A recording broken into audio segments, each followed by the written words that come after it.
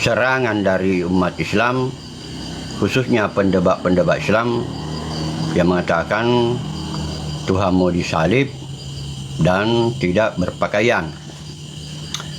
Jadi kalau ada saya nonton itu videonya Yusufi berdebat dengan Edis TV. Edis TV debat dengan Yusufi terkait dengan apakah Yesus tidak berpakaian ataukah masih berpakaian. Yusufi mengatakan tidak berpakaian karena di ayatnya tertulis pakaiannya dibagi-bagi, ya. Pakaiannya dibagi-bagi, ya. Itu jubahnya yang dibagi-bagi, jubah, ya. Jadi kepada saudara-saudaraku yang Islam, bukan jubah yang tertulis di situ, misalnya pakaiannya dibagi-bagi pada waktu disalib, maka tidak mungkin orang mau membagi pakaian dalam, mustahil. Mustahil orang mau mengambil pakaian dalam. Misalnya mengeluarkan pakaian dalamnya Yesus, kemudian itu yang mereka bagi, itu mustahil. Mereka juga punya rasa tidak nyaman atau masa mau memakai pakaian dalamnya orang, ya. Itu tidak mungkin, apalagi laki-laki dengan laki-laki, ya. Tidak mungkin. Jadi tuduhan daripada Yusufi bahwa Tuhan Yesus bertelanjang berdasarkan pakaiannya dibagi-bagi, itu memang karena kebenciannya kepada ajaran Kristen atau dia tidak diselamatkan. Dia harus ikut ajarannya Nabi Muhammad, di mana ya memang seperti itulah keadaannya, ya, bahwa ada sekelompok orang di situ yang suka ngeyel karena di dalam pembuluh darahnya mengalir setan. Penting dicatat saudara-saudara sekalian bahwa orang-orang seperti Yusufi itu di dalam pembuluh darahnya sesuai dengan hadis Nabi mengalir setan, sehingga selalu pikiran negatif kepada Tuhan Yesus. Jadi kalau pakaiannya dibagi-bagi waktu disalib, dia membayangkan bahwa semua pakaiannya, padahal di ayatnya itu tidak dikatakan semua pakaiannya Tuhan Yesus dibagi-bagi, ya. Hanya dikatakan pakaiannya dibagi-bagi, ya. Tidak mungkin bertelanjang, tidak mungkin ada orang mau membagi pakaian dalam, tidak mungkin, mustahil, ya, mustahil. Timbul rasa tidak enak, merasa tidak nyaman kalau sementara yang dipakai bagian dalam itu terus mau dibagi-bagi, ya, itu tidak logis, ya. Jadi itulah kepada Yusufi itu dia sudah tidak logis otaknya.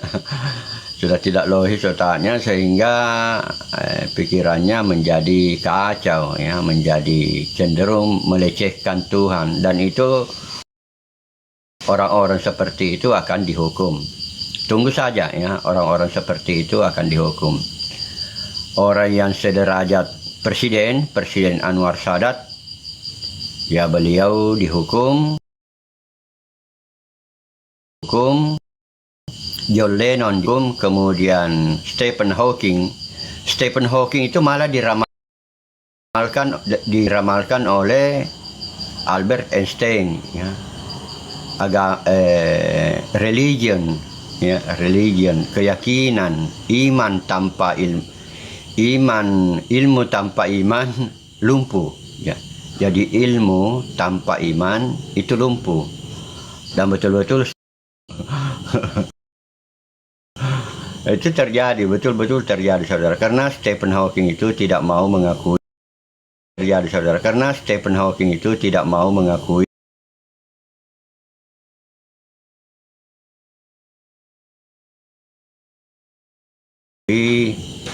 tentang keberadaan Tuhan. Yang dia ingat-ingat adalah Tuhan Yesus, ya, Tuhan Yesus. Jadi kalau Stephen Hawking mengatakan tidak ada Tuhan, maksudnya Tuhan Yesus yang tidak ada Tuhan, ya. tidak ada theos. Ya, dan sekali lagi saya sampaikan saudara-saudaraku sekalian bahwa Yesus Tuhan itu kaitannya dengan kurios. Kurios kaitannya dengan Adonai. Adonai kaitannya dengan yang disembah oleh Musa. Yang disembah oleh Musa itu Adonai Elohim. Ya. Atau Lord kalau diterjemahkan secara bahasa Inggris. Tapi kalau diterjemahkan secara bahasa, kurios itu Tuan atau Raja. Kemudian Adonai itu juga Tuan atau Raja. Ya. Kenapa mesti diterjemahkan menjadi Tuhan di Indonesia? Karena masalah penyembahan yang disembah Musa adalah Tuhan. Masa di Indonesia harus kita mengatakan bahwa yang disembah Musa itu adalah Tuhan. Kan bermasalah, ya. Bermasalah kalau orang-orang di Indonesia, orang-orang yang beriman di Indonesia mengatakan, sekalipun dia Islam atau Kristen atau Yudaisme, mau mengatakan bahwa yang disembah Musa itu adalah Tuhan, ya, atau Raja. Ya, tentunya secara logika yang disembah Musa itu adalah Tuhan. Kalau otak kita masih normal, ya. Karena ini persoalan bahasa juga memang terjadi semacam ketidakmampuan bahasa itu untuk menjelaskan tentang Sang Pencipta langit dan bumi. Tidak mampu menjelaskan tentang teologi dengan baik dan benar, ya. Jadi saudara-saudaraku sekalian, tidak bisa dipungkiri, ya, saya tidak mampu menyalahkan atau mengingkari keunggulan daripada Tuhan Yesus, ya.